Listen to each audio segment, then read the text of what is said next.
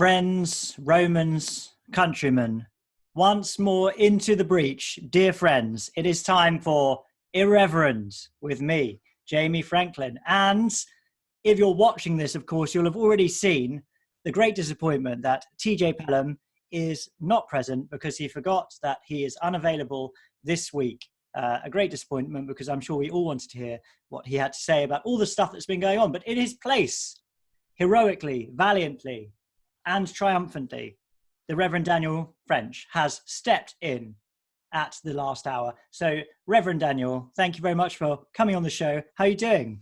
Fine. I hope I can fill TJ's boots. Yeah. Well, you wouldn't be able to physically because he is an absolute monster of a man.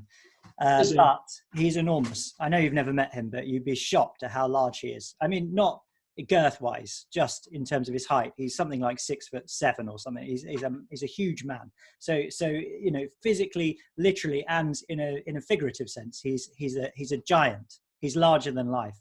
But you know what's really good today, Daniel? What's really good is that this is the 20th weekly episode of Irreverend. Oh, fantastic, isn't it? Yeah, it is fantastic. Yes. So we've been going for 5 months now. 5 months. I mean, it feels a lot longer, if I'm honest with you. But, 5 months since the first episode. So I thought I'd wear this special waistcoat, which I have had for several years. And I must be honest that I do find it a little bit hard to buckle up these days. So just open, casual. It gets worse. Yeah, exactly. Yeah. And a special hat today, which is my it's my out and about hat. I wear this hat. Yeah. Especially with my clerical clothes.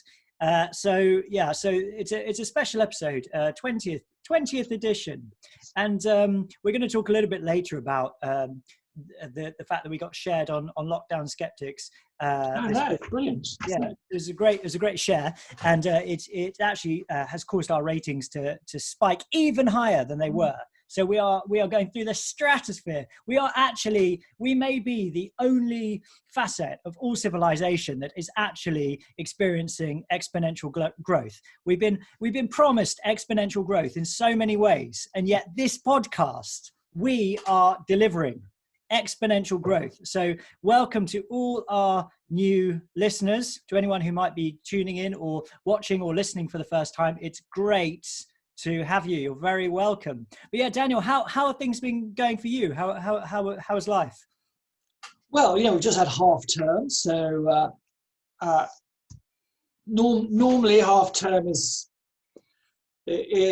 for us, a time to spend quality time as a family. Yeah. And do various things, trips out and what have you. So. That hasn't been. Actually, haven't done that. Possible. It's been more DIY inside. Yeah. And occasional. I can't complain. I'm a mile away from the beach, so we've been able to go down to the windy beach and watch the Labrador get wet. Lovely. Come back out. So it's half term's finished, and the kids. And I know this might sound paradoxical for teenagers, but they're excited that school may be opening in a week or so's time. Though we've just received an email from the school saying it's staggered. So it's not, I'm not sure how to break the news to that one. So, But I've had a very nice parishioner a couple of days ago, and not a churchgoer, who saw myself and the interns, we were going around delivering, actually on Mardi Gras, we were delivering cakes and brownies and stuff that we'd had a whole group of us been in bake. So we were going around to folks who are particularly vulnerable, isolated, and giving little boxes of treats. Our local pizzeria passed by. He was so bowled over by this that tonight the French family, for free, are getting high-end Salcombe pizzas. Wow. I've just put the order in. Oh. The interns are too, in the other house, Amazing. down the road. So from 6 o'clock to 7, I'll be back and forth driving, collecting pizzas. Daniel, are you getting some free pizza? Are you getting some free pizza as well, right? Yeah, we're all getting free pizzas, and they are the best. Oh wow! This is not one of these YouTube, adverts, but Flint's in Salcombe. If you're in Salcombe, Flint's pizza is, better than what you'd get in Sicily. It's Yeah. fab. Homemade, everything's done. It's just great. This is going to be food of the gods tonight. That sounds So much for Lent, but yeah. It's a nice moral boost. Yeah, exactly. Well, I love pizza, Daniel. I think it's one of my favorite treats. We have a takeaway called Cafe Pizza near here, and they do the most amazing pizza. It's making my mouth water just thinking about it, to be honest with you. But yeah, I mean, maybe we could start sponsoring Yes. pizza places. I'd be happy to sponsor good pizza restaurants, because it genuinely does bring a lot of joy to my life. Oh. Yeah, well, that's great. I'm pleased. Well, there's something to look forward to, at least, isn't it? Things are all right for me. Church is still open and everything. I've just, in my news, I've just submitted a manuscript for a book, which is a conversion of my PhD thesis, and it's going to be published, I don't know when actually, but it's going to be published by Palgrave Macmillan, which is an academic publisher, in hardback. And it'll be quite pricey, so I don't really expect anyone I know to sort of buy it, but it's I'm happy to be publishing this book. I hope it's good. To be honest with you, Daniel, I've been working on this piece of writing for 5 years, more or less, and I'm so I don't want to say I'm sick of it, but I kind of am. So it's not a very good advert for the book, but because I kind of just want to push it, sort of send it out there now, and just don't want to think about it ever again. I know I have to read some proofs and things like that, but basically, it's over now. So if anyone, I think we'll re-edit this bit when we'll have a fantastic trailer for this amazing book is coming out. So let's do that again. Tell me about this amazing book. Reasonably priced, very interesting. You'll love reading it. Bespoke. Yeah, exactly. Certainly not some obscure area of theology that is completely irrelevant to everyone or anything like that. Yeah, so that was quite good. And just generally, Dan, I'm feeling quite good about things. I know Lent is a time when we're sort of supposed to be reflecting in a kind of morose way, but I actually find it quite a good time to focus spiritually. And I don't go over the top in terms of the stuff I try and do. I try and sort of focus on making it a spiritual time as much as possible, rather than just a time of suffering and abstinence. So I know it's only been going on for a week or so, but I'm feeling good about it.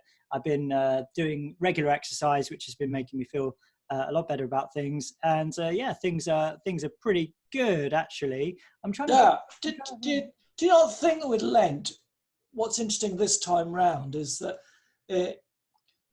I suppose as lockdown has felt like a giant Lent for the last year, the good thing about Lent for us is that it gives us some structure to lockdown. It gives the readings, even just the daily readings, are very powerful. Yes. And so they sort of prep us up really for the weeks ahead in a way that other seasons haven't been really able to. There's a connection I find with, and I know what you mean. I since this last week in Lent, I feel a bit more spiritually buoyed up by this. Yeah, there's kind of a horrible irony in being in lockdown during, say, Easter or Christmas or something like that, which basically we were. It's not a time when you really feel like you want to rejoice, is it? So there's a congruence between the season of Lent and what we're going through in a broader way as well. So I see what you mean, Daniel, and maybe that's a good way of segueing into the news this week. And of course, we had the big announcement. Now I have to say, Daniel, I just didn't watch it because I find it just too distressing to watch anything, even things of significance like this. And we were really, last week, we were expecting the worst. And in our correspondence, which you were involved in as well, we were really expecting something quite bad.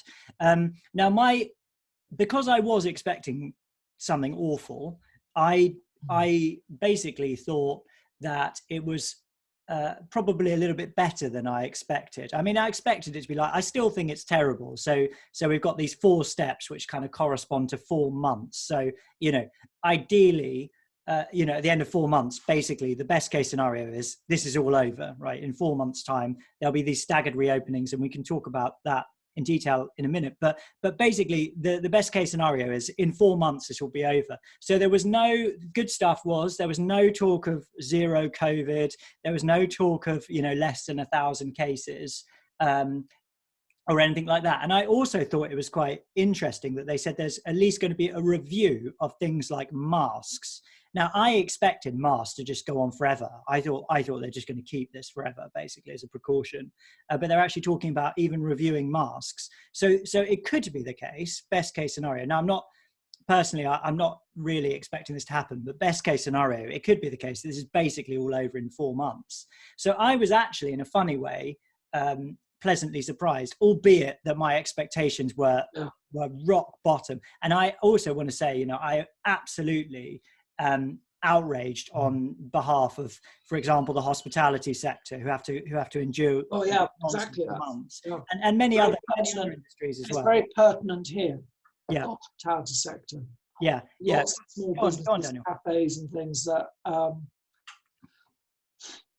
I think particularly to do it the other side of the Easter holidays, is a bit cruel, actually. Well, did you know in Scotland? I mean, sorry, this is a bit of a tangent, but apparently in Scotland they've released a roadmap, and you know the churches are closed in Scotland. They've said that communal worship can reopen on, I think, April the 5th, the day after Easter. It's literally the next day after Easter. Now they've either done that on purpose out of spite, or they just literally haven't even bothered to look into it. But how you could be unaware that, you know, it's close to Easter, you know, it's crazy, isn't it? Yeah, but Daniel, tell me. Go on, you carry on. No, you know, the beloved leader out there, like you said, it's. I mean, my suspicion would be that would have been that they know what the date of Easter is. Yeah. They've introduced this. You know, it's quite malicious, really. Yeah, I mean that's terrible, isn't it? But for the country that was, you know, the big, you know, up to a generation ago was the more religious part of the mainland. You know, it's crazy. Yeah. How things have changed, isn't it? Yeah, indeed. Yeah, I mean, it would be, it's a terrible situation there, absolutely. But I'm interested, Daniel, to hear what was your basic reaction to the news on Monday? How was it for you? Like yourself, I really couldn't bring myself up to watch it. So after the Prime Minister's announcement, I took a quick shot on my phone. Yeah. Saw the 4 steps, the dates. Felt that this was far too conservative a move. You know, just if a quarter of the population is vaccinated, for goodness sake, and there would be, you know, presume there'd be even wider herd immunity. What on earth are we delaying? Really? I mean, what's the underlying fear? Why are we being so risk averse? That's just crazy. I think, like yourself, it was none of it was any great surprise. And yes, there was a sense in which this could have been a lot worse.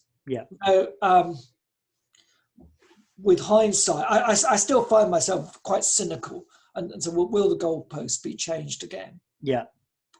And you know, back in March 2020, it was the 3 weeks, isn't it, to flatten the curve? Of course, yeah. And now it's 4 months. Feels not so much like a roadmap as a sort of very cobbled path out of lockdown. The labyrinth out of lockdown. You know, I'm just a little bit cynical and wonder what else is going to come around the corner. Yeah, absolutely. Yeah, and I think that's a big thing, isn't it? Because part of me, of course, wants to believe that in 4 months' time this is all going to be over. But as you rightly say, the game all the way through has been to change the goalposts every time something is, being proposed. So just at the beginning of this lockdown, none of this stuff was mentioned. These 4 tests they've come out with. The way they justified this lockdown was that they said they wanted to vaccinate all the vulnerable groups. So they're vaccinated the vulnerable groups now. That will at least they've had that jab, the first jab. That will supposedly take effect by March the 8th, which is the date the schools are going back. But why not just release everything on March the 8th? If the vulnerable people have been vaccinated, it's going to reduce the amount of people who are going to have COVID by something like 85% or something like that, who are going to have symptoms, I guess. I can't quite remember what that statistic is, but basically the long and the short of it is that the risk is going to be massively reduced, apparently, by the beginning of March. So why then are we waiting until July in order to unlock? And I think to me, Daniel, I think the answer is that it's a political decision. It's not it's not a scientific decision at all. And it's just like all of this stuff, it's just not true that it's purely scientific. I mean, I don't even think that this is really very scientific at all. Basically terrified the population. So there are lots of people who don't want to unlock ever, or who want to unlock in a year's time or something like that. Then there are people like you and me who think the whole thing is ridiculous and we need to unlock as soon as possible. That polarization is also presumably mirrored in the Conservative Party, and he has to find some kind of way of pleasing everyone, and I guess this is it. To try and make it look like they're following the science and being cautious, but at the same time giving people assurances that they will open up. The problem is, as you rightly say, is how do we know that they're actually going to do these things when they've, it's like the boy who cried wolf, isn't it? It's happening over and over again. They say, oh, just let us lock down a little bit longer and then we'll open up once these things have happened. But, we've not seen much in the last year to give us confidence. No. We've had Boris's agonisings over Christmas, which were, quite frankly, just appalling to watch. You sort of knew as he was speaking that he's crossing his fingers, or that he's just trying to sort of be a people pleaser and giving this news. Well, of course, we'll have 6 days of Christmas, and that's going to be reduced to an afternoon or 10 minutes. Yeah, and that Father Christmas will actually be just doing it all by Amazon. Yeah. And again, this thing with the science, right? I mean, I know we've talked about this a lot, but this still doesn't seem to have reduced in the rhetoric that you see out there. I mean, even my MP this week, responding to something about vaccine passports, said to me, use this phrase again, like we need to be led by the science in this. And I just think that this is, I mean, obviously we've said this before, and this is such a massive cop-out. These are not scientific decisions. These are political decisions. The science can only, they can do evidentiary claims, they can make prognostications, but ultimately it's a political decision. Apart from anything else, the science does not imply one political decision. It just informs political decisions. So it's a total and utter abdication of responsibility to say this. And I just wish that politicians had the courage to say, look, we're taking the decision. This is our decision. We're going to lead and we're going to take the decision and we'll take the science into account. But ultimately, this is political. So in terms of semantics, that there's another variant of the word the science. That's because Boris sent me a tweet a couple of days ago, very kind of him. It's now the data. Oh, the data, right. The data. Yeah. Oh, yeah. What the data? Government is going to be moved by the data.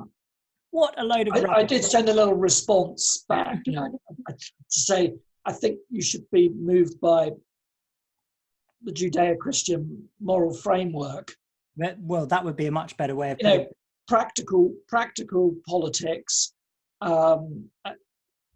The democratic will of the people, all these things are the variables, not just the data, because otherwise that's a healthcare totalitarianism, which is, that's. Yeah, I mean, it's running for the past year. Let's be honest. Yeah, I mean, it's a question of how you interpret the data, isn't it? Firstly, data can be wrong, as we've seen countless times during this pandemic. But then it's also about what you do with the data, isn't it? It's just disingenuous to say that data directly implies some kind of political decision. I've been reading, as you know, Daniel, I've been reading After Virtue by Alistair McIntyre, and this is something he talks about. He talks about this kind of thing with this kind of managerial bureaucracy, which purports to be able to control all of society. There it is. That's a good one. Mine's rather more. That's my equivalent of a screen share. Yeah, that's good. Mine's rather more colourful than that. I don't have it here. But basically, you know, this idea that the manager has this kind of total predictive power and ability to bring these predictions into reality, if only they have the amount of power that if only they're given the amount of the power that they need to enact the decisions. And this is, I mean, Alistair McIntyre just tears this to pieces, showing how this is just nonsense. I mean, apart from anything else, society is just far too complicated, far too complex. You can't predict with any accuracy in this situation, for example, you know, what the virus is going to do, what the people are going to do. All of this kind of stuff is completely it's completely unpredictable in so many ways. And we're living under this illusion that these scientists, when they stand up and they say, well, you know, the data is here and this is what we're going to do and this is what is going to happen, it's utter illusion. It's not real. Okay, the data is an approximation to one facet of reality. Okay, it's not reality. It's an abstraction, and it might even not be accurate. Probably isn't, right? It's certainly not perfect. And then they say, and we're going to do this as a result, and it's going to have these effects. Nonsense, absolute nonsense. This is completely illusory, and it's a fantasy world that we're living in. You cannot control reality to this degree. It's just impossible. It's absolutely impossible. Life is far too variable. There is far too much stuff going on in the world with people, you know, their behavior, their decisions, completely unpredictable in so many ways. So this kind of technocratic illusion is exactly that. It's a complete illusion. Sorry, Daniel. It's a very familiar pattern in dictatorships, authoritarian regimes, like Soviet news broadcasts, which pumped out daily statistics of farm production, and what have yous. And I'm sure that the Chinese government, the CCP, does the same sort of thing. That the management of truth is one of the first things to be controlled and adjusted. Yeah, and the overwhelming the public with a type of data that actually deserves a lot more interrogation. Mm-hmm. That's one of the things that autocrats do. Yeah, absolutely. Could I share with you something else I thought was really interesting about After Virtue, which I'm about halfway through it. So I'll just read out some of my notes here. So Alistair McIntyre talks about how there's a fundamental conflict between near total predictability and organizational effectiveness, right? And this is because effectiveness, you know, getting stuff done, producing things, effectiveness relies on individual initiative, flexible responses to changes in knowledge and situations, and the multiplication of centers of problem solving and decision making. There is an analogy here with communist economics. The bureaucratic energy that needs to be expended to run a whole company or society from the center cannot be anywhere near as efficient or effective as allowing variables within those structures to work themselves out creatively and productively. This is why totalitarianism will ultimately fail, because it can only be sustainable for a certain amount of time, because you're essentially stopping people from acting like human beings, being productive, being creative, working on their own initiative. And this is McIntyre. This is a quote from McIntyre. What the totalitarian project will always produce will be a kind of rigidity and inefficiency, which may contribute in the long run to its defeat. But he also makes the point that anyone who lived in Nazi Germany or in Stalinist Russia knows that it can take a long time for that destruction to really work itself out. And of course, in a regime like North Korea, for example, it's still going. I mean, that country is a complete husk. You know, it's economically devastated, and goodness, I mean, I read a book about it a few years ago, and famines and mass death and everything like that, but it keeps on going. But the point is that there's a kind of inbuilt structural flaw in totalitarianism because of the way that human beings are reduced to this kind of, these individual units, and you've got these kind of technocratic supermen in the middle, controlling everything. Totally impossible. Yeah, everyone supposedly owns everything, but in fact, actually, no one owns anything. And that includes not only property, but actually decision making. Yeah. I think I've mentioned before, our lodger, Johnny, who met my wife at Oxford years ago, he grew up in Czechoslovakia, and 3 of his brothers were ordained, I think, clandestinely as well. Right. And he has, hair-raising stories about what it was like. But he also has these very depressing stories about, how the shops were always half empty, that if you needed an operation, the waiting lists were extraordinarily long. Yeah. If you didn't, because you didn't own your own house, because it'd been nationalised, getting repairs for that took forever. Everything was sluggish, slow. Sounds like being a priest in the Church of England, Daniel. Yeah, it's a bit like property service. Can we edit that bit out? Property service. Lovely people, property they're really good. This video is brought to you by Property Services. They're fantastic people. This is where a bookshelf falls down behind me. That would be perfect, wouldn't it? That would be perfect. I was wondering about one of his concepts is archetypes, isn't it? And you said there's the manager. Yeah. There's also a couple others, isn't there? There's the sort of celebrity. Yeah. And then there's the therapist. Yeah. If I remember rightly. He says where, in Victorian times, our archetypes were different. When there's like the scientist, the explorer, the public school headmaster, that kind of thing. I wondered if in COVID tide, our archetypes have shifted again. I mean, I think the manager is still there, the bureaucratic manager. It's a scientific technocrat now, isn't it? I think it's a scientific, that's the scientific technocrat who can save us from the fear of death. Yes, absolutely. I think I wondered about the celebrity as well, whether they're still in the vanguard of an archetype, to whether they'll be replaced. There was that wonderful viral meme of at the beginning of the first lockdown, which did a thing about celebrities are now reduced to staying in their own houses. And £1 could allow a celebrity to make a selfie. Your donation can help.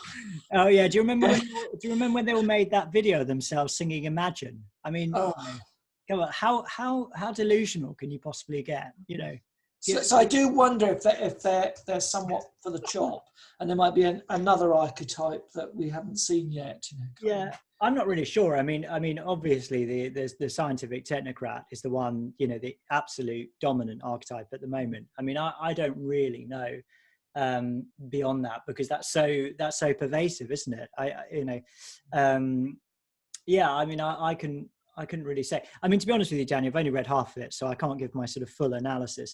But one of the things that I think is interesting about this idea of totalitarianism is that in our current situation, if you apply this to our current situation, problem is, right, if people don't have a guarantee that this is going to stop, this will continue to have a deleterious effect on our society. So Johnson, I saw somebody tweeted out that Johnson had said, when somebody said to him, are these changes irreversible? And he said, I can't guarantee that these changes are irreversible, but that's the idea.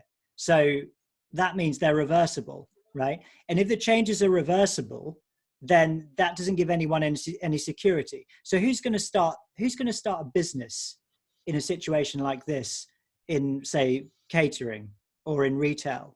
I mean, you have to have some level of stability in order to do that. You can't have a government every 5 minutes closing down your shop, right? It's not going to work. So you've got to stop this thing of we're at the center and we control everything. You've got to stop it. It's a principle. It cannot happen if you want to have a society which flourishes, if you want to have an economy, if you want to have a civilization. Totalitarianism sucks the life out of civilization, And, it might be benign totalitarianism. It might be for the public health. But ultimately, you're not going to get a flourishing society unless you... No, exactly. Yeah, it's a state-controlled economy is one of the biggest moral and economic disasters of the 20th century. Yeah. Millions have died from it. Yeah. And often the target of those systems, and you could see this happening even on a benign, in a benign pattern. Yeah. Is it's the removal of things like the family. Yeah. Small business. Community bonds, neighborhood cooperatives, churches, all these little institutions, feel the pressure.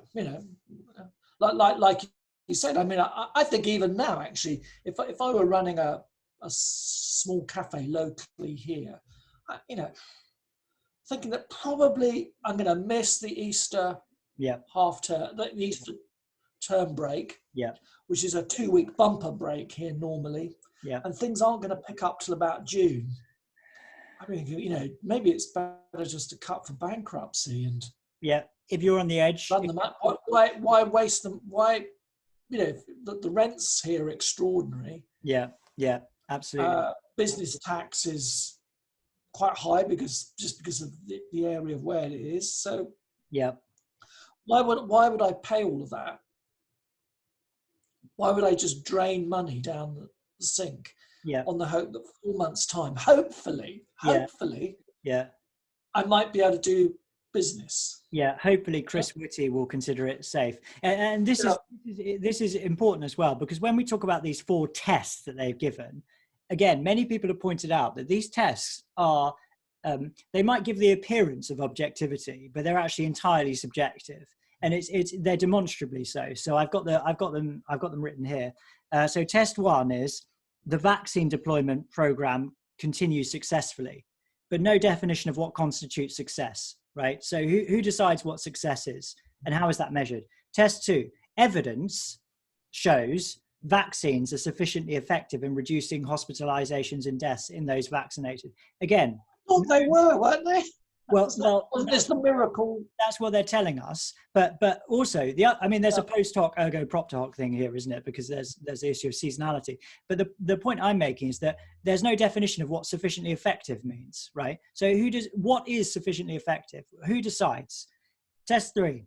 Infection rates do not risk a surge in hospitalizations, which would put unsustainable pressure on the NHS. Again, what constitutes unsustainable pressure? Where are the actual measures? Test 4.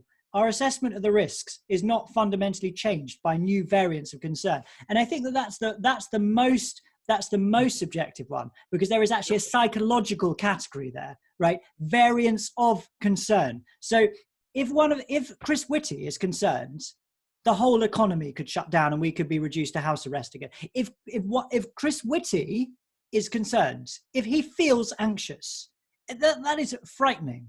If one person feels anxious, he can shut down everything. In these sort of scenarios and discussions, there is no neutral point. Chris Whitty is a man who presumably is looking forward to a fairly decent pension. I would imagine so. He is not having to day by day think about business and survival, the economic survival of maybe employees. His job is not, his mortgage is not dependent on his job, I suspect, anymore. You can imagine this is someone who, from a point of comfort, this is not, I'm not doing a character assassination here. I'm just saying there is a type of person, technocratic, scientist, professional, there's that type of archetype, by the state, who's paid by the state, let's say 60, 70, 80 grand in that sort of sphere, who can take a hit, who probably is not going to, or hasn't for, since student days lived paycheck to paycheck. Yep. Now, how does that colour his opinion? Yeah. Surely, that's different from having, if there was on on this panel someone with real business experience, yeah, who understood what it was like to run small businesses, yeah. and could say, hold on a minute, this is really unrealistic for a good portion of the population. I mean, for goodness sake, Napoleon Bonaparte, what was it? He said that the British were a nation of small shopkeepers. Yeah. But, actually, that's actually the backbone. Yes. Those small businesses are what are employing a good section and are giving livelihoods and traditions. Things are being passed down the generations. We've had prime ministers who've been who've come from that background. Yeah. And understood that. Yeah. Yeah, and look what happened to Napoleon Bonaparte. Look what we did to Napoleon Bonaparte. The small nation of shopkeepers. Yeah. Thrashed him. I'm reading War and Peace at the moment, incidentally. It's all about Napoleon. But this one, test 4, I think it's particularly bizarre because it's not in any way, it could not be based on any data. It's just, if we feel concerned about variance, then the test has failed. It's remarkable, isn't it? You could quite easily get rid of this test and nothing would change, apart from the fact that kind of, that bit of power has taken away from the government. If they said, look, these are the tests, these are the standards, and if any of them are not met objectively by data, then we will do X, Y, and Z. That would be, I wouldn't agree with it, but at least that would be quantifiable. But these tests are completely subjective. So they're not scientific. They're not scientific at all. They've got nothing to do with science, especially the 4th one, which is totally subjective. Daniel, should we talk about the actual stages? I think it'd be, I'm sure everyone knows what those are. So let's have a look here. I've got it here. So we've got 4 stages. This is the benign dictatorship have decreed that schools will resume on March the 8th. So that's good. But I have to say, I think it's awful the way they're going to force secondary school children to wear masks in lessons. I think that's child abuse, personally. It's horrible, absolutely horrible. And I know lots of teachers who are outraged about it as well. It's degrading, it's dehumanizing, and it's a real practical impediment to children's education. Disgusting. And also I'm so angry about this. There is no evidence that masks work. All the evidence points against it. Let me read you something that somebody sent me in this week, right? Which just puts this. So this guy used to work in Sieb Gorman. I don't know what that is. He had an industrial role in Sieb Gorman. He said at that stage, one of the world leaders in respiratory protection, including chemical, biological, and nuclear filters for the British Army.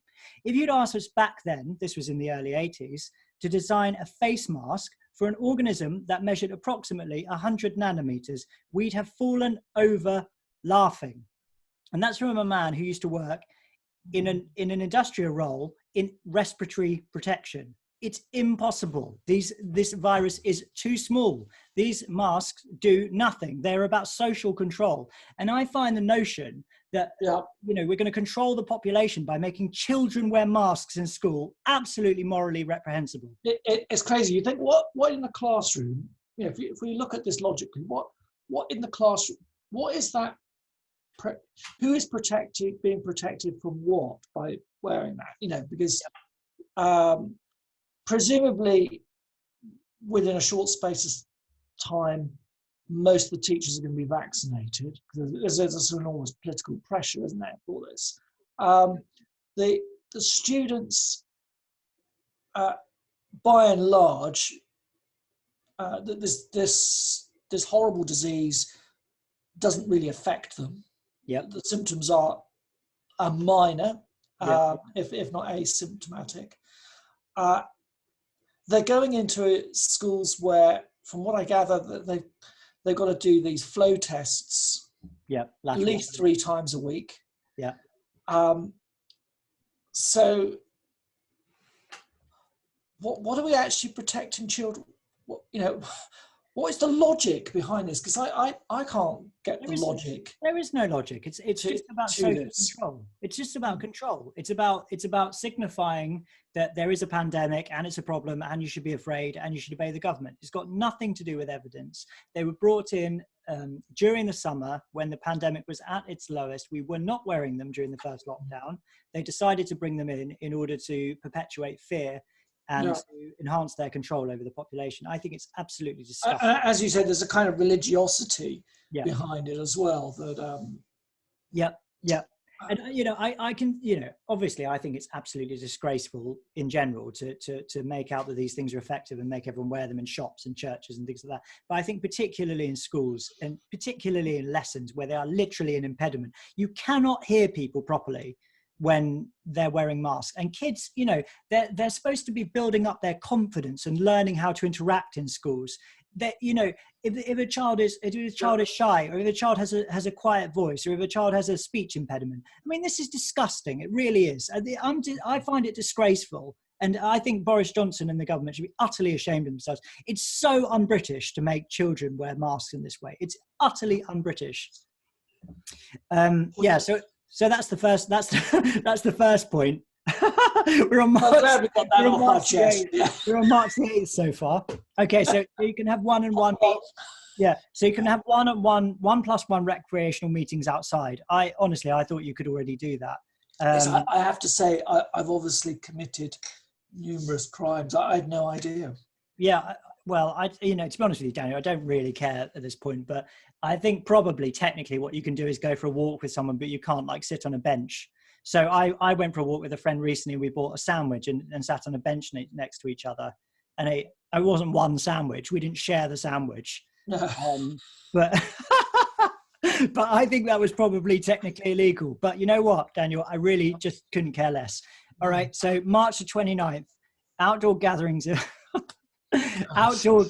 2 households or rule of 6. No geographical limits. I don't know what no geographical limits means. Does that mean you can't? It begins to sound like the shipping forecast, doesn't it, after a while? You sort of switch. There's part of my brain that just switches off. Yeah, of course. Yeah, I mean, it's and there's a sort of inner part of me going, whatever. Yeah, exactly. And also, the idea that people are actually reading these laws and understanding them and abiding by them en masse, in every detail is again, it's a fantasy. The no geographical limits, I suppose there's some kind of idea that you're not allowed to travel a certain distance at the moment, which again I don't think is in law, and I haven't been observing that either. Stay-at-home legal order ends on March 29th, but WFH guidance stays. What's WFH? Work from home guidance stays. So depressing for everyone who wants to go back to the office. So that's step 1. I don't know what difference it makes that the stay-at-home legal order ends. What difference does that make? It just doesn't make any difference, does it? So in essence, practically, stage 2, we're still in a kind of lockdown, really. Right? Isn't it? I mean, yeah. Well, I guess so. Yeah. But if you gradually remove all the rules, then it ceases. It's a bit like Trigger's broom, isn't it? If you gradually change parts, I mean, it ceases to be. Anyway. Who cares? Step 2. So this is not before. These have all been put in. I'm thinking about paying my rents in this way. I will pay my rent not before March the 31st, not before April 12th. Reopening, non-essential retail. Well, that's great. It's good to know that non-essential retail with non-essential people, non-essential business owners will be able to open up. Personal care, like haircuts, public buildings, that pay non-essential taxes. Yeah, absolutely non-essential taxes, and they have non-essential votes, and they have no stake in society. They're totally useless and pointless. Indoor gyms and swimming pools. Well, you know what, Daniel? I really miss going swimming with my kids. Likewise. And I hope that I'll be able to go back to the swimming pool, because last time the swimming pool reopened after the first lockdown, they didn't allow kids, which I thought was very, very disappointing. So hopefully they'll allow kids this time. Why didn't they allow kids? They wouldn't answer my email to tell me. Who knows? Maybe kids are too... No, well, it's crazy, isn't it? I mean, there was a situation, I think, nearby to us where there was a whole load of angst about it. Even though the swimming pool, a swimming pool full of chlorine is actually a very sterile environment. Yeah. And then they say, well, it's the changing rooms. So, listen, it's just... City councils, let the children swim. They want to swim. They like the water. Let them in. Let them in the swimming pools. Stop discriminating against children. Right. Do you know the most exciting thing I think when my kids were toddlers they ever saw? Because I had to take them, religiously swimming every Monday evening for lessons, because you've got to round here with the sea. And most exciting thing was my daughter running back, Daddy, someone's done a poo in the pool. It wasn't her, was it? No. And, of course, you'd have to evacuate. Everyone's evacuating. There's this great drama, the tannoys, please exit the pool, and there's someone coming in with this huge fishing net. And all these kids are like on the glass watching this. Wow. And then there's this great debate you can see between staff about, do they need to drain the whole pool? Because it's about a couple grand's worth of water, or you just chuck some more chlorine in. And it was fantastic. It was like the best swimming lesson we'd ever had. We were all glued. And there's a sort of element to this this kind of lockdown politics that feels like that. Who's going to poop in the pool? Well, I mean, really? Can you imagine if somebody literally did a poo in the pool on April the 12th? I mean, can you imagine? You'd have to, everyone in the building would have to self-isolate for about a year. But it's like how we've changed our, if you go in the supermarket, and I've had a lot of throat issues and that from time to time, so coughing. Yeah. So you start getting into a coughing fit. Or hay, you got hay fever. Yeah. My goodness, it's like there's this sort of terror you can feel. It makes it worse because you're trying not to do it and you're sort of buckled over. Unless I haven't gone down the road of being vicious, just sneezing to see for the hell of it. But it's strange watching people freeze in terror as you're absolutely coughing fit. And you know what else? I've had winter allergies this year, which I've never had before, which make me sneeze quite a lot. And we have quite a lot of our services are in the morning. And so, I go to church. I'm not actually over these things yet, but I feel utterly paranoid about even just blowing my nose now in front of anyone, because they'll think, oh, he's got symptoms. Oh, he's a, it's like lepers in the New Testament, isn't it? Like you're going to have to start carrying around some kind of bell if you've got a cold or something like that. Anyway, let's crack on through this. So April 12th, pubs, restaurants are able to open outside. No meal order for drinks must be seated. All right, so that means you can have a drink. You don't have to order a Scotch egg. Thank goodness. Another thing to say about this is they have dropped the tier system nonsense as well, which I'm very pleased about, because that was awful. I mean, that I felt like we were going to be in a tier system forever. I thought they would move into it. They haven't done. Well, we'd mentioned, haven't we? Tier 7 was where the drone comes with the Scotch egg to your window. The Amazon drone drops in. That's the state's provided dinner for you today. Half a tin of Foster's.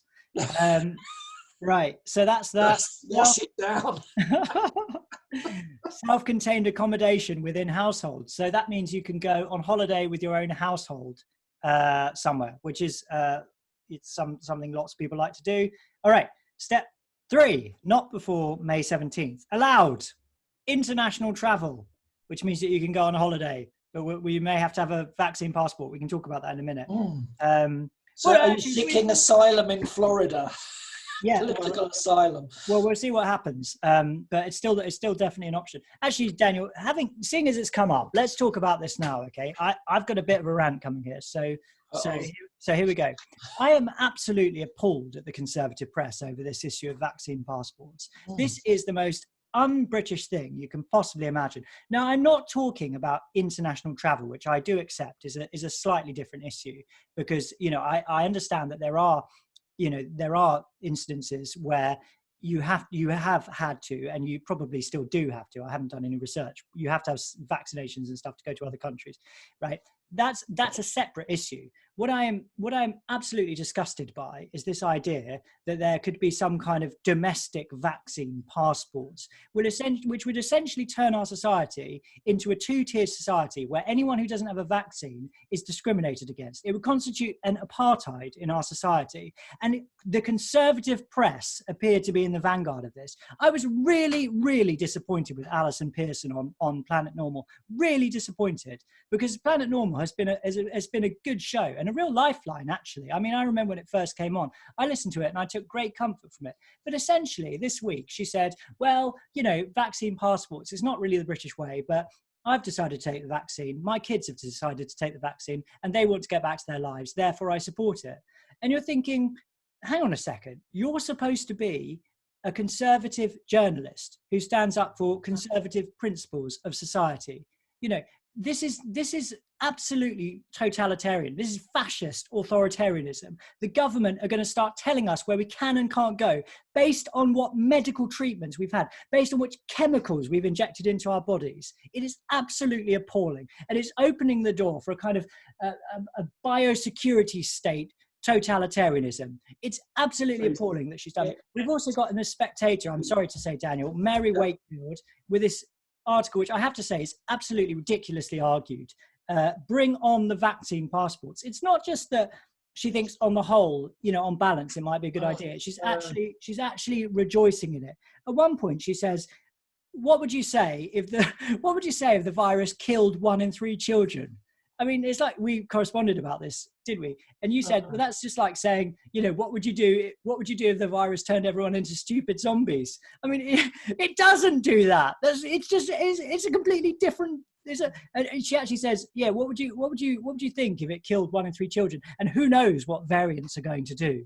You know, what is going on? What is going on? Where are the actual conservative journalists who are arguing against this stuff? Ironically, Boris argued very, very strongly against ID cards back when Blair tried to introduce them.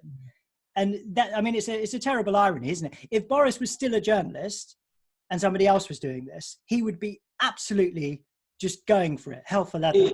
Now, what did he say he'd do? He said he would, if he was asked to present it, he would, and he had one, he would masticate it in front of the police officer. Yeah, that's a good old Boris. Come back, Boris.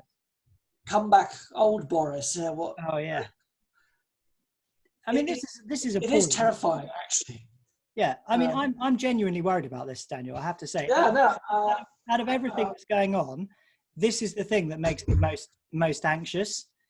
No, I agree. I totally agree. And you only have to look at the other side of the world in China and look at the social credit system. Yeah.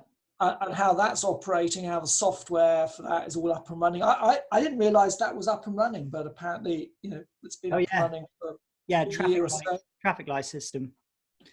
Yeah. In what respect is this different? You know, you have to ask yourself philosophically.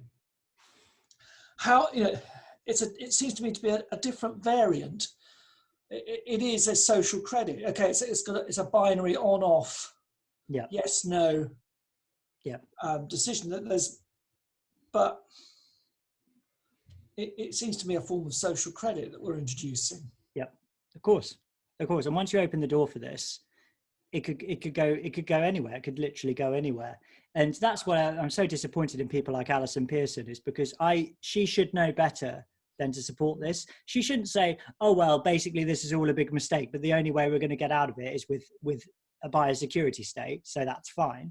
Just say, no, we're not having this. This is ridiculous. You know, people, and this is the other thing, Daniel, about this, and I literally want an answer. Okay, maybe not from you, because maybe there isn't one, but if anyone knows what the answer to this question is, please do write in and tell me, because maybe I'm wrong. Maybe I'm looking at this in the wrong way. But if you're vaccinated against this virus and the vaccine works, then you will be protected to a significant degree, right? If the vaccine doesn't work, then you won't be protected. So if there are people around who don't have the vaccine, what threat do they represent to people who are vaccinated? If those people are vaccinated and they work, then no threat. And if the vaccine doesn't work, then it's an irrelevance. So it doesn't even make any logical sense. I mean, they are in the stages towards an authoritarian state, what we might call the other. Yeah. And whether by design or by fluke, we could be moving into a situation where we generate a whole section of society who become the other. Yep. And they are the siphons for our anger and anxiety. Yep, absolutely. We are venturing into extremely dangerous territory here. We really and if I was to add a little theological nugget to that, is I wonder where the church will stand. yeah. Where Church of England, the Catholic Church, the Baptist Church, where will these churches stand Yeah. in who will they have solidarity with? Yes. You may have seen in the blog I set up this week, I put a little thought experiment on that. Imagine turning up to church, Yeah. I see. and you've got to click on a QR code to show that you are safe. Yeah. Come into the sanctuary. Yeah. And the phone on your batteries run out. Yeah. And suddenly people start stepping back. Yeah. Do we want our sanctuaries turned into that kind of environment? Do we want to go to shops, and have to ping this? As you said, there's no basis in terms of medical safety. Just logic. There's no logic to this at all. If you've been vaccinated or you've had it, and if enough people have it within the country, there is a general herd immunity. Yeah. So why would you need this additional thing? And I can only think that it is because we are falling into the trap of wanting and needing to create this subset of society called the other. Yes. Yeah, and you know what, Daniel, as well, I would say that this is literally Antichrist. This is the opposite of what Christ showed to us in the incarnation. It's literally the opposite. He went to the other and he touched them, he healed them, he included them, he showed love to them, he showed God's care to them.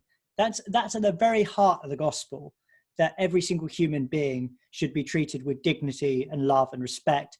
And it's meant to be the very essence of the church as well. A new humanity in which the walls of hostility are broken down, in which mutual forgiveness and reconciliation can take place. And if we introduce something like this, it will be Antichrist, because it will create barriers and division.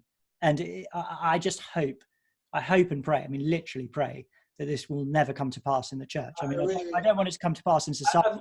And my fear is it will come quick. Yeah. That suddenly you'll find if you're a service provider, that there will be a system that you can download so that people check in into your institutions.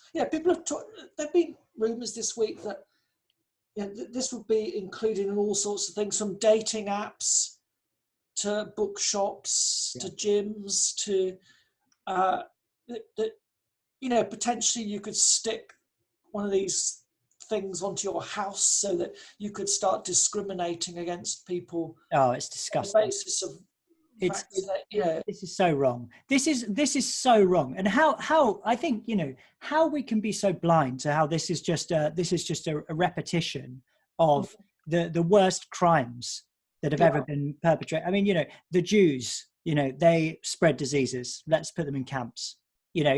People with AIDS and HIV, don't go near them. They're dangerous. Don't go near them. They're outcast. This is what the worst types of totalitarian, fascist, genocidal regimes have done. They have demonized a subsection of society. They have marginalized them, ostracized them, and eventually killed them. And this is really dark stuff. Really, really dark. And the church's witness, if this does come to pass, and again, we'll pray and hope that it doesn't, the church's witness has to be opposed to this, absolutely opposed to it in the strongest possible terms. It is completely and totally unacceptable to do this to society, to essentially siphon off a subsection of society who won't submit voluntarily to a vaccination. God help us, literally. This is really dark stuff that we're walking into, and this is one of the reasons I'm not jumping for joy at this announcement, because I'm thinking, there's an announcement, but there's also an announcement that the government are thinking about introducing vaccine passports. The thing I would say, Daniel, on a sort of human level, I think this would be politically extremely difficult for the government to do this. I mean, surely they're going to alienate a huge swathe of Conservative voters if they introduce vaccine passports. Oh, but there's a way that the more recent media analysis on this is that they won't do that, but they won't stop private institutions from doing it. Yeah. But that would be different. You know, they won't threaten Pimlico plumbers. Yeah. With their no jab, no job policy. Yeah. I think Unilever have decided something similar. I might be wrong. You know, so if a gym decides privately, this is it. Yeah. Then that won't be seen as an intrusion of your privacy. Yeah. That will just be, they won't legislate for it. Yeah.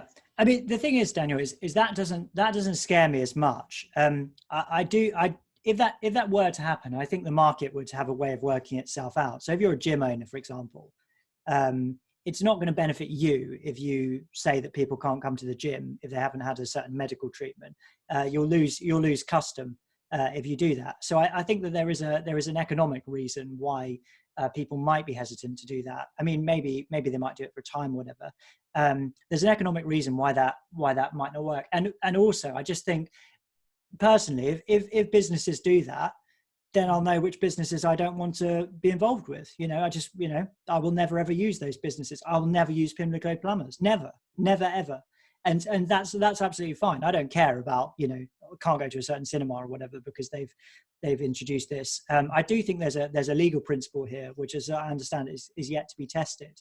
And I would prefer it, of course, if this were not possible at all. I think that the thing that really worries me is that the government issues something, you know, because if private businesses did it, how would they even test? Because there is, you know, those little cards, aren't they? But they're not proof of vaccination. They're just a kind of reminder, right? So there is no way of actually testing. The thing I worry about is the government say, right, everyone's going to have an app on their phone, and the app will say whether you're vaccinated or not, and that will be the official government app, and you'll have to take that wherever you go. That's what really worries me, because that does constitute a kind of a caste system, essentially, an apartheid in society, a new apartheid, it will be a health and safety apartheid.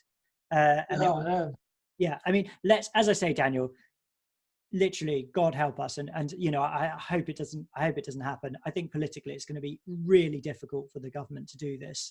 I think it could be the end if they try. I think that would test the patience too much, surely, of Conservative voters.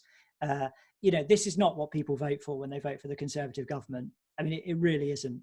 It's, you know, I think it probably isn't what people vote for if they vote for the Labour government as well. You know, it's just, it's unbelievable, isn't it? Right. Sorry. Well, we got on that massive tangent there, but I think it was important to talk about that. So anyway, so step 3, international travel, gatherings of up to 30 outside, rule of 6 or 2 households indoor with overnight stays. So that's May 17th. So the next time you can have your friends or family come and stay in your house is May 17th. Pubs, restaurants, indoors, entertainment venues like cinemas, hotels, exercise classes, limited sports venues. So I might not have to watch actually, to be honest, the Premier League is over by May. So it's too late. No supporters. And then step 4, not before June 21st. So this is 4 months' time. Work from home guidance to end. All legal limits on social contact removed. Nightclubs, large performance events, live music venues reopened. All limits removed on weddings. Also by now, a full review of all social distancing measures, e.g. masks. So not the removal of masks, but a review, which, as I say, I wasn't really expecting. I thought they'd just try and keep masks forever, which maybe they will. Who knows? But essentially, June 21st, that sounds, if the mask thing were removed, it sounds like normal life, doesn't it?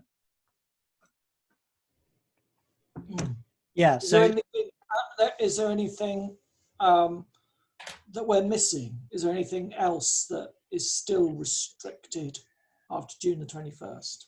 I don't know, because yeah, I mean, to be fair, it does say a full review of all social distancing measures. So that presumably includes masks, but it also includes the the guidance or whatever it is. I don't know what legal state for businesses to have. I keep on calling him Van Damme, but Jean-Claude Van Damme. I'm sure he said something recently about this could go on for all. Mask wearing is going to be part and parcel of. These technocrats, they want this to happen. They want masks to go on forever. They love it. They absolutely love it. You sent me that technocrat talking to Julia Hartley-Brewer. Oh, it's crazy, wasn't it? Where she was saying, we're going to keep on with masks because the review will say we definitely want masks. And Julia Hartley-Brewer, I mean, she's fearsome, isn't she? I haven't heard her very much, but she absolutely tore her to pieces. She was saying, I like the bit where Julia Hartley-Brewer just made a number of the points that we've made about, what's the point in this carrying on? And then the lady said, yes, but you have to think about long COVID. And Julia Hartley-Brewer just groans. She went, oh, for goodness sake, you're not going to lock down the entire country just because a few people feel a bit unwell, are you? It was just it was a really good moment, and she took her to pieces. But to be honest with you, I don't know, Daniel, and I don't trust this government. I'd be surprised if this happened in this way, this schedule. I hope it does. Pray that it does. But and on top of that, there's also there's a societal effect in terms of the fear of doing anything that was previously not even deemed risky, like mass gathering, going to concerts, going into sort of packed public transport or whatever. You do wonder, even if everything is removed on the 21st of June, is there going to be an encouragement for people to take the to do things that have been done in we've taken for granted in the past, or is this fear that is very present at the moment going to linger on for months, years? Where people don't shake hands anymore, or hug in public, or if they go into a theatre and they have to squeeze by a whole load of folks to get their seat, they're feeling so anxious. They wish they weren't there. Absolutely. I think it's a new social etiquette is going to spring up where people are even more British than they were before, in terms of keeping a distance, not touching, very untactile. And you're quite right. I mean, the fear that has been sown over the past 12 months, is absolutely pervasive. And this is where, if the Church of England wanted to be prophetic, speaking from our own denomination, I think we could have a wonderful opportunity here to argue for physical, analog living, communal gathering, the joy of being in the presence of others, of holding hands, hugging, sharing bread. That could be a real, wouldn't it be lovely to see our archbishops get on the telly and say, this is an important component of who we are. This is part of our health and well-being. This is incarnational theology. We, go out and hug a stranger. Yes. And you know what? I think we're going to be waiting a long time to hear that message from them, if ever. Which is, I mean, let's hope, Daniel. Let's hope the Archbishop of Canterbury says, look, let's all have a big feast. Let's hug each other. Let's offer to one another a holy kiss. Let's share food together and drink. And let's see it as an anticipation of the eschatological banquet, because there will not be any social distancing there. And we'll all have to touch each other and be close to each other and all of that wonderful stuff. So heaven is more physical than earth. Of course, yeah, that's a very good way of putting it. Yeah, absolutely. Daniel, we've got a couple of other things we want to talk about, so let's move on to, I just wanted to respond briefly to this thing on lockdown skeptics, because it's a very positive letter. They actually gave it a name, this thing that I devised. They call it the Franklin tests. So basically, I was saying that there are four tests, I guess, that you would have to meet in order to rationally justify a lockdown. And the way I'd actually summarize it, I've been thinking about this a bit, is to say that in order to justify a lockdown, you'd have to show that the lockdown was necessary, so the threat is really serious, that the lockdown is effective, that that actually works, that it is comparatively effective, so with less damaging measures that could be taken, that that it's more effective than those, and it's effective to a degree which is actually demonstrable and necessary, and then also that it's proportionally effective as well, so that it outweighs the damage that it would cause.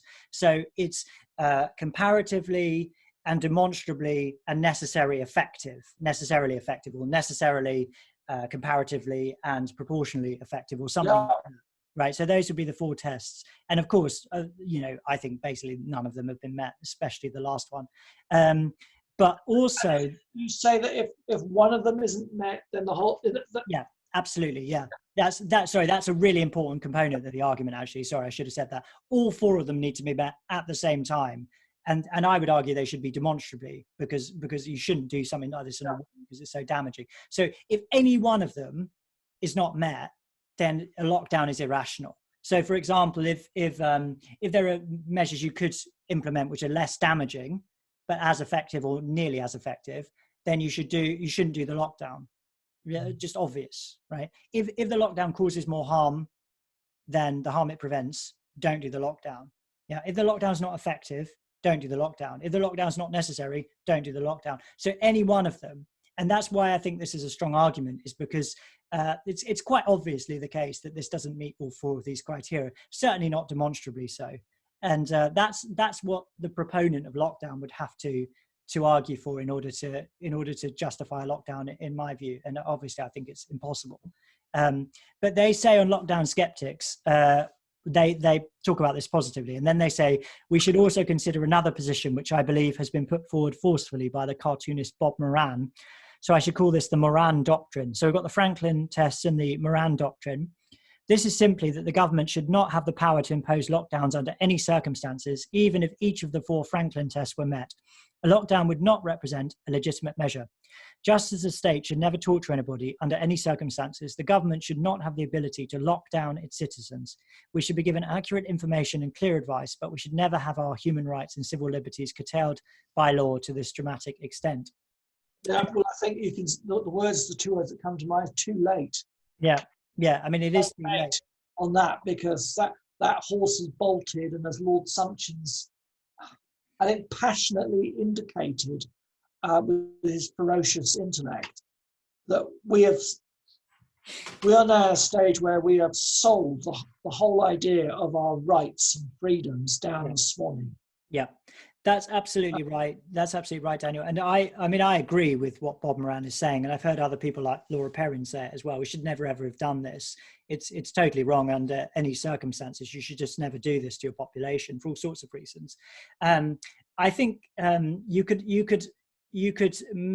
make it compatible with my tests probably by saying that the reason that you shouldn't do this is because it constitutes a harm which outweighs any good that it might do. So the very act of violating a liberal democracy in this way is an act of extreme damage, not just to people's lives, but in a societal sense. So I think probably that what I would say is that it violates. It shows that the fourth criteria I have, which is that it shouldn't do more harm than it outweighs. That would be in the same way as, I mean, if you were to take this thing about torture, right? The reason that you don't torture somebody is because it constitutes a violation of their integrity as a human being. So if you, for example, have a terrorist who's put a bomb in a school, and you've got the terrorist there, you don't torture the terrorist. You have to find another way to get the kids out of the school, right? You just don't torture him. It would be a violation of the humanity of the terrorist, but it also would be a violation of your humanity. You would dehumanize yourself in doing it. And you know, I mean, I'm uncomfortable with talking about ethics in terms of utility because I'm not at all a utilitarian, but you could easily make this argument from a utilitarian standpoint. You say actually the damage that you're doing to yourself and to him is greater, and also to society by allowing this, is actually greater than any damage that might happen as a result of the danger that's this bomb constitutes. So I think probably there is a way of synthesizing these things. But as I say, I mean, I completely agree. Sorry, carry on. You remember the TV series 24? Yeah. It's the Jack Bauer thing, isn't it? I'll just torture the hell out of everybody because, you know, there's a nuclear bomb out underneath the San Francisco Bridge. You know? Yeah, I'll shoot this guy in the head. And you know what? The thing with 24 is, that after a while, you're beginning to think, oh, when's he going to torture someone next? You know, it's the very dark side of your, I'm saying like Jordan Peterson here gets to a very dark side of me. Yeah. That actually there's a sort of masochistic part, sadomasochistic part to our nature in the last generation or so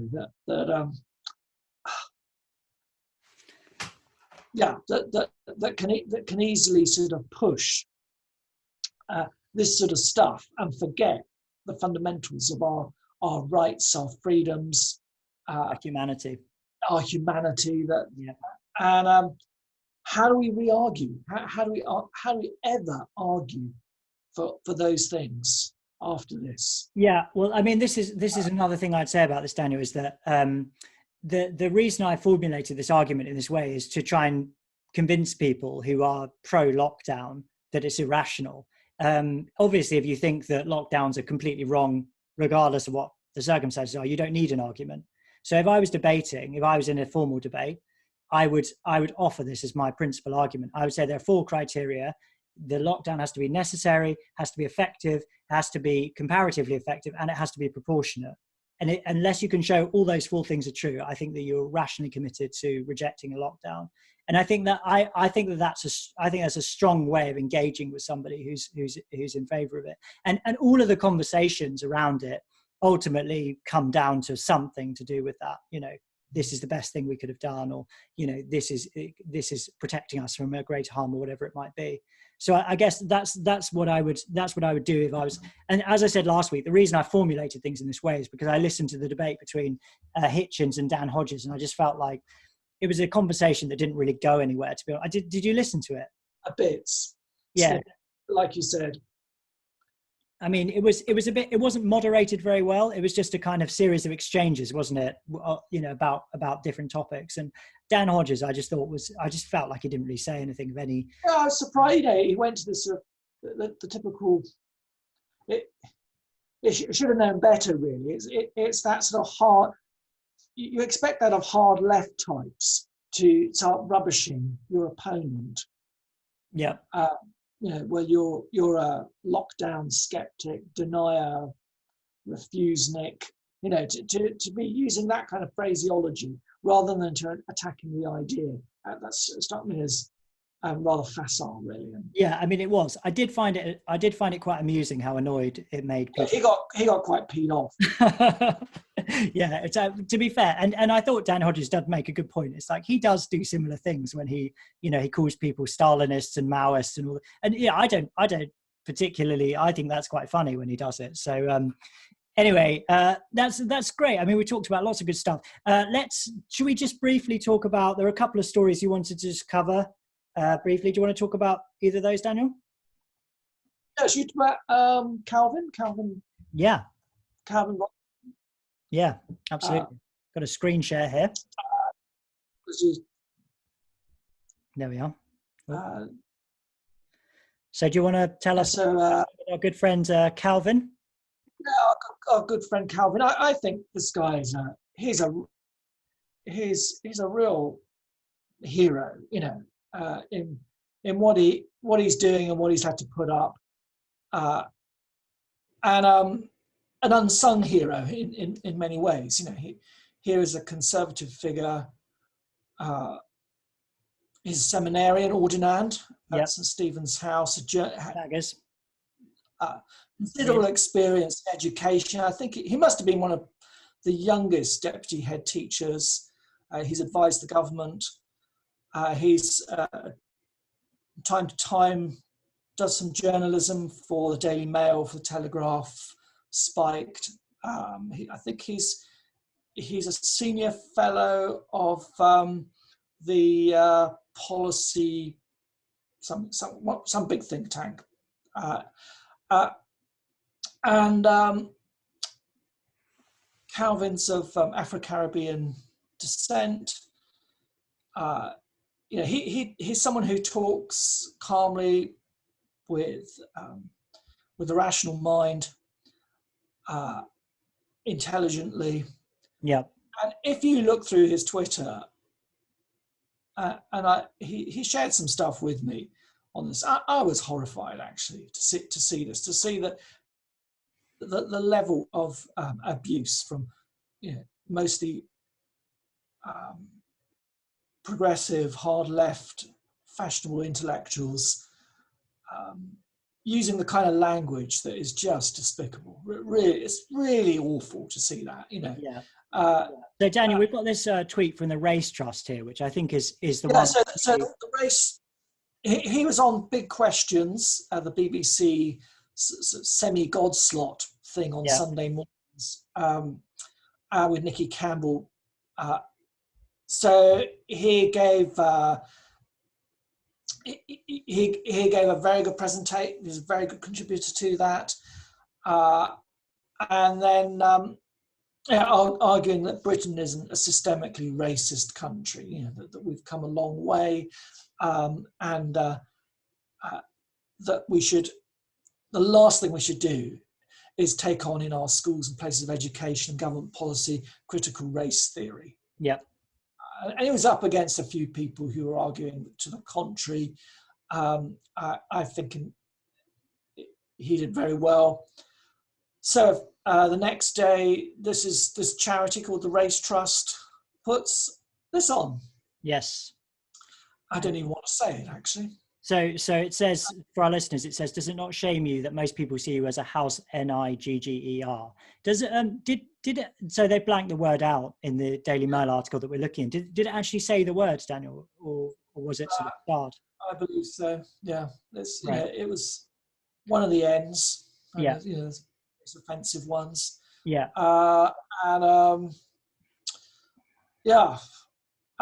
And then there was another one, I think it was from the same source, that he needs to be, can someone deal with him? Yeah. Can someone please deal?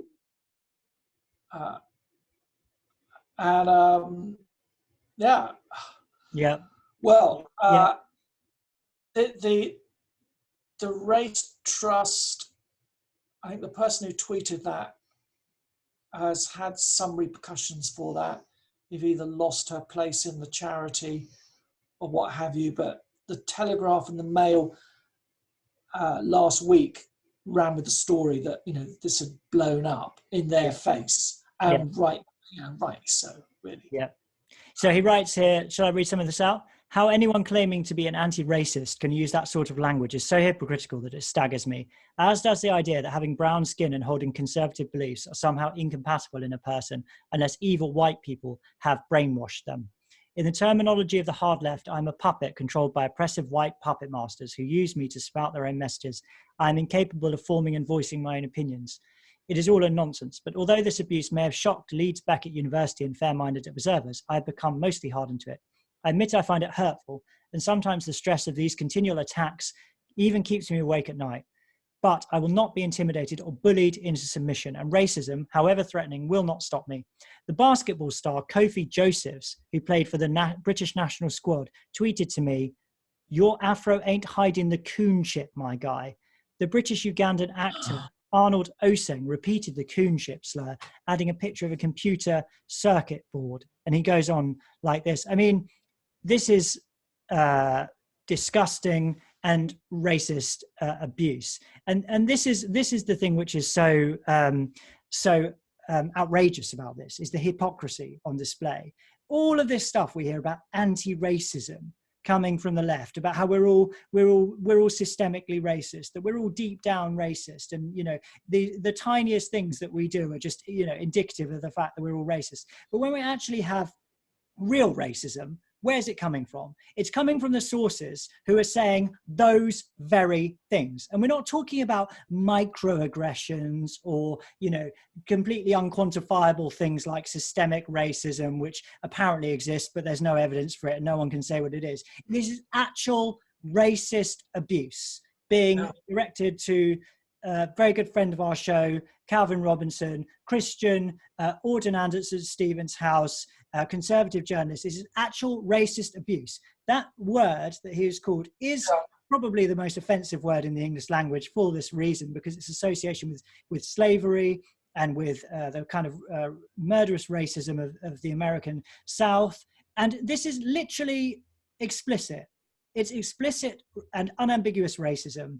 And they think the hard left and the people promoting this horrible anti-racist, this hypocritical and horrible anti-racist agenda think that they can get away with it because he's got the wrong beliefs. I'm sorry, it's disgusting hypocrisy. We totally support Calvin. I think another thing we want to say about this, don't we, Daniel, is that we're shocked that we haven't heard anything from the Church of England.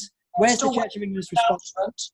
And funny how the announcement for Jarel was very forthcoming, and he suffered from the repercussions of his tweet on Captain Tom, and the national clap ended up with him getting vile racist responses on social media.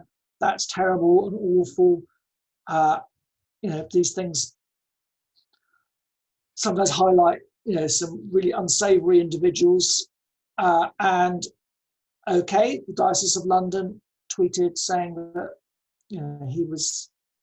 that they were now concerned for him because of these, because of all this negative tweeting, this awful racism. And here's another student who's on the other end of the political spectrum, traditional, conservative Christian, and no one from the church seems to have rallied around him. Where are the bishop's statement decrying this racism? It's both ordinands.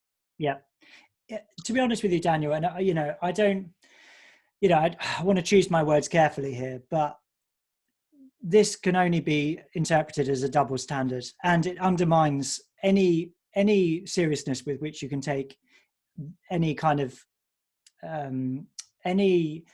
denunciation of the racism that was the ostensible racism that was directed towards Jarel Robinson Brown.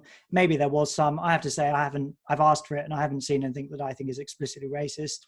The church denounces that. Why hasn't it denounced this racism, this ordinand being called a house, Nigger? Because there we've got the evidence in the public domain. It's published. This counts as something which is published, and it is. I think it's morally reprehensible that we haven't heard more from the church on this, particularly when this is ostensibly meant to be such a serious issue. We're all supposed to be so outraged about the systemic racism. Justin Welby said the Church of England is deeply systemically racist. I can't remember exactly how he phrased it, but he said it's deeply systemically racist or whatever. And yet, when a black ordinand is racially abused in the vilest way, there is complete silence from the establishment. I think it's disgraceful, personally. I think the Church of England bishops should do something about it immediately. I do. I think it's absolutely disgraceful. They've just confirmed their own systemic racism. Yeah. I mean, if anything, racist. That's the craziness of it. It's kind of bizarre paradox. It's ironic, isn't it? So you speak that we're having to deal with. Yeah. All I can say, is Calvin, you're a legend. You're a gent. Absolutely. I stand with Calvin. And the other thing about it as well is that he tweeted out a really good tweet where he said, I am not a victim. I refuse to be seen as a victim, and I will not claim victim status.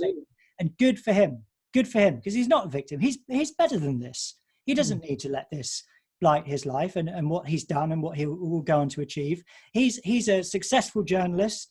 He's been a successful educator. He'll be a successful priest as well. And none of these bigoted individuals who want to bring him down just because he's got the wrong views will stop him.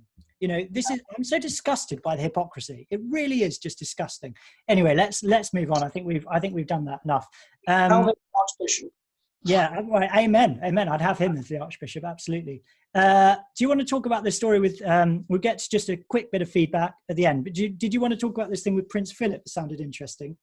Yeah, again, it's a sort of social media lynch mob, and yeah. And again, I go back to my Czechoslovakian lodger, who said that one of the most dispiriting things about growing up in the Soviet Union is the fact that that neighbours did most of the work of the Stasi. You know, it's the negativity that goes around, the finger pointing, the jealousies that creates this atmosphere of contempt. Now, Prince Charles went to see Prince Philip, who has mysteriously been in hospital for the past week or so.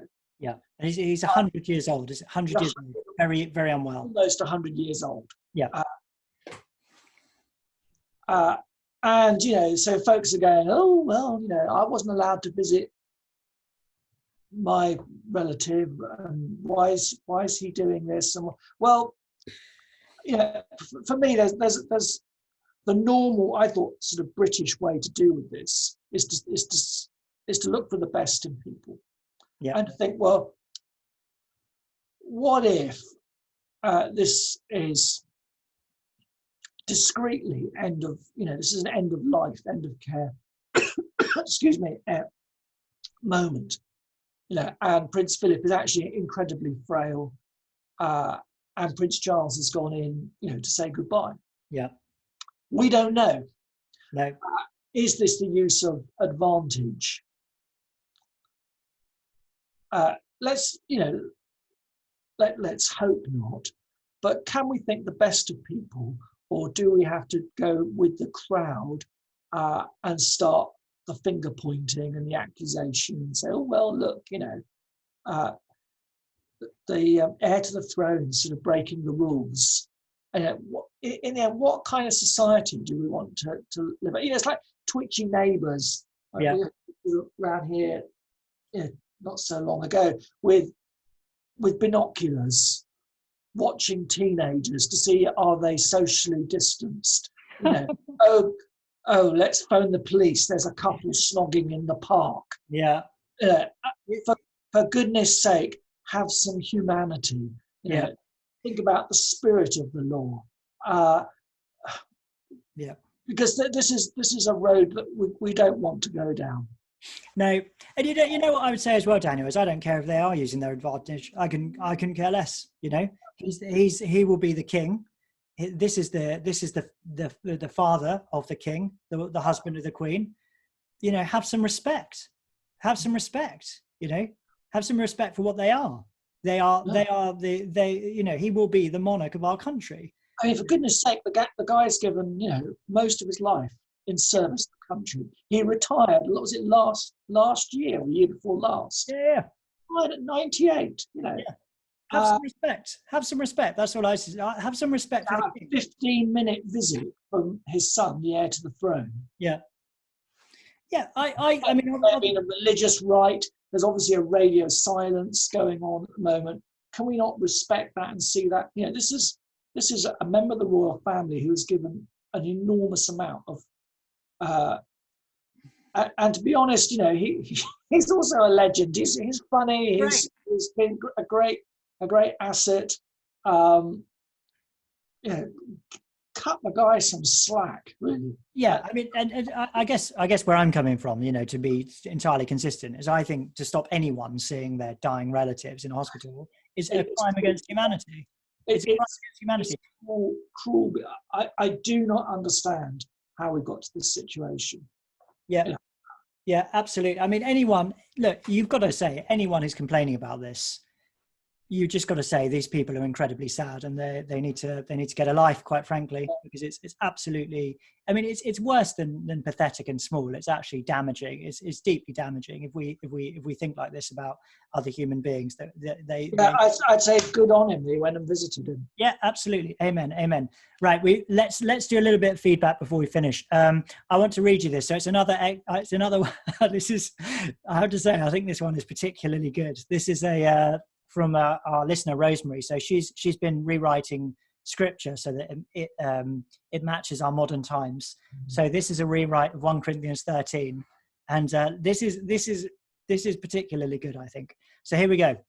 Though I speak with the tongues of virologists and epidemiologists and have not COVID, I have become as a corrupted file or an unconvincing symbol.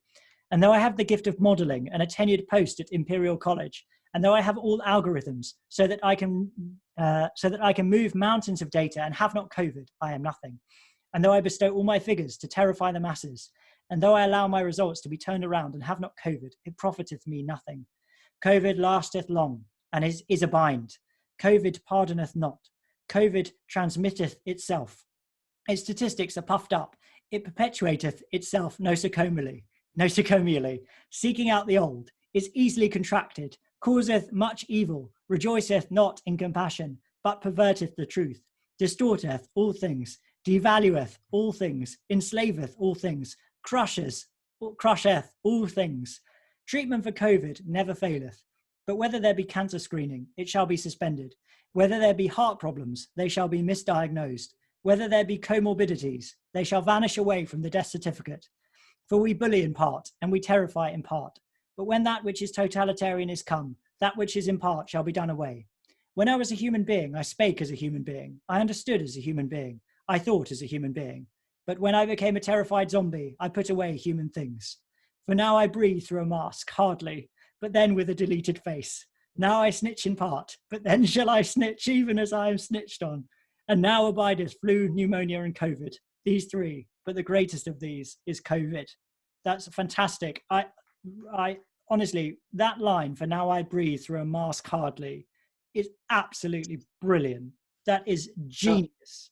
I laughed out loud when I read that. Are you going to put that on the notes? Make sure that's on the show notes. I'll find some way of sharing it. Yeah. I think we should get the super fan certificate this week. Yeah, absolutely. I'll just share it in the notes themselves, actually, and maybe I'll blog or something. That's fantastic. Rosemary's also written a poem, which I won't read out now, but we'll do next time. Thank you so much, Rosemary. And then just quickly, I'm going to read one other email, because we've been going for a long time. From a friend of the show, new friend of the show, called Ian. I think this is an important issue he raises. So it says, thank you for the podcast. I've been a regular listener from the beginning. It's been one of the few things that's helped keep me sane during the madness. Well, that's great, Ian. It has now been nearly a year since I attended church in person. I'm a member of a large multicultural Pentecostal church. It has been shut through most of the pandemic. It did open in October, with the capacity of 200, when they usually have 1,500 there. Despite being desperate to go to church, I didn't attend, as I would have had to sit on my own. I'm a widower who lives on my own, masked and unable to sing. Can you imagine a Pentecostal church without singing? I did watch some services online, but it reminded me more of Guantanamo Bay than church. I initially watched the online church every week, then it dropped to every fortnight, and now I hardly watch at all, as I find it too impersonal. I honestly don't know what to do when this is all over. I feel great disappointment with the church in general, and will probably have to do some work on forgiveness before I can go back. And I replied to him, and I just said, we get lots of emails saying very similar things. But there's some good news. He's had some good news recently. After having been on my own for some time, I decided this year to take the plunge and go on a dating site. I was going to wait until the end of lockdown, but was afraid I may be too old by then. Good for you.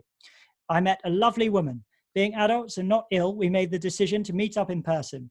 We felt it was up to us to decide this rather than Matt Hancock or Boris Johnson. Amen.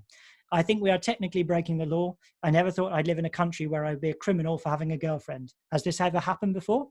I'm pretty sure that even in the Soviet Union and Nazi Germany, you were allowed a partner. It has been one of the overlooked consequences of this pandemic that many single people are forced to stay alone by the state. Yeah.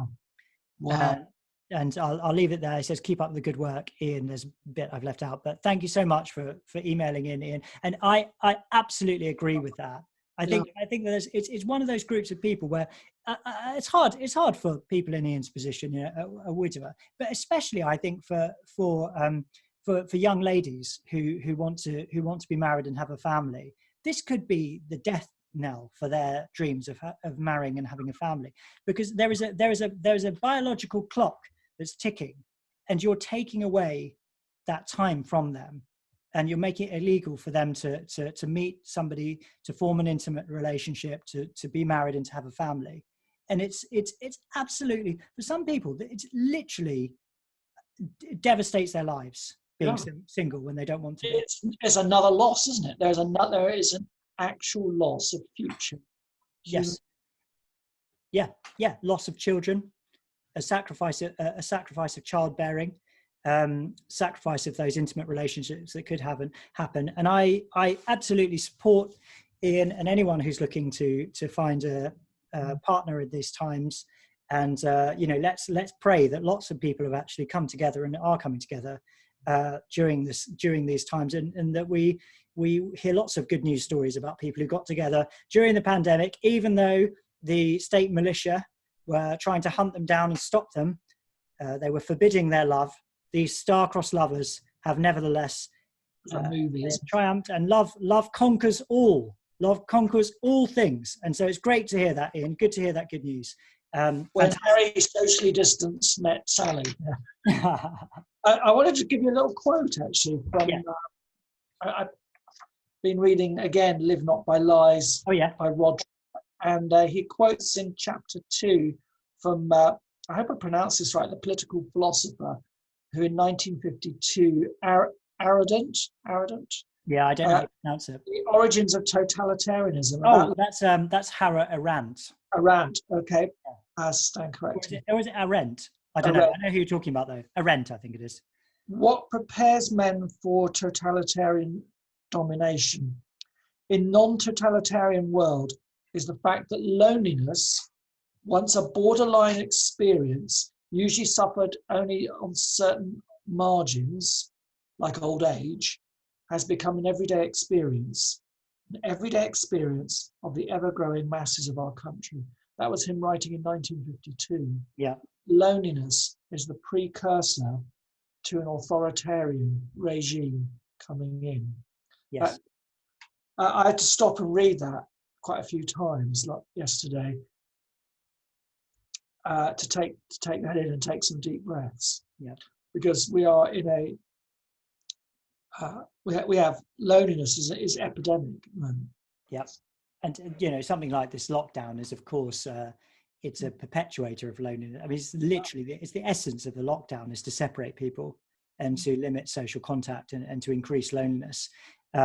It's a classic tactic of any totalitarian state that they atomize the individuals and they sow mutual distrust because they want loyalty for themselves. They want a monopoly on loyalty, and this is one of the problems why religion and Christianity is such an issue in totalitarian states, because there is another source of loyalty, ultimate loyalty, which is God. So they have to destroy the mediatory institution of the church. And it's one of the things that the church absolutely must stand for is a basic human sociality, free association, human beings reconciled to one another, able to see each other, able to spend time together, praying, fellowshipping, whatever.